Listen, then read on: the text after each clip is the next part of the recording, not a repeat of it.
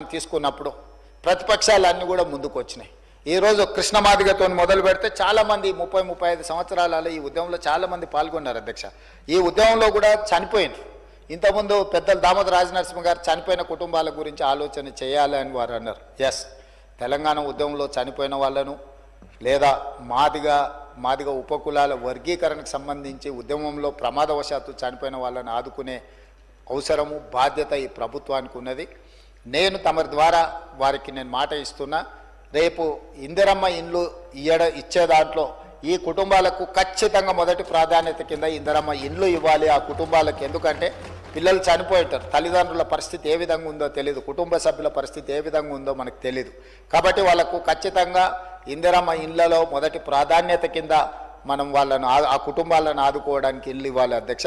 అదేవిధంగా రాజీవ్ యువ వికాసం కింద నిన్ననే మనం కొన్ని పథకాలు ఇచ్చుకున్నాం. ఆ కుటుంబంలో చదువుకున్న యువకులు కానీ యువతులు కానీ ఆ కుటుంబం అంటే వాళ్ళ సోదరులు సోదరిమణులు ఎవరైనా ఉంటే వాళ్ళకి ఈ అప్ టు 4 lakhs ఏదైతే ఫైనాన్షియల్ అసిస్టెన్స్ మనం ఇస్తున్నామో వాళ్ళ ప్రాధాన్యత కింద ఆ కుటుంబాలకు, ఆ చనిపోయిన కుటుంబాలకు ఈ రాజీవ్ యువ వికాసం స్కీమ్లో కూడా వాళ్లకు అవకాశాలు కల్పించాలని చెప్పి తమరి ద్వారా వారికి మాట ఇస్తున్న అధ్యక్ష. ఇది ప్రభుత్వం యొక్క బాధ్యత.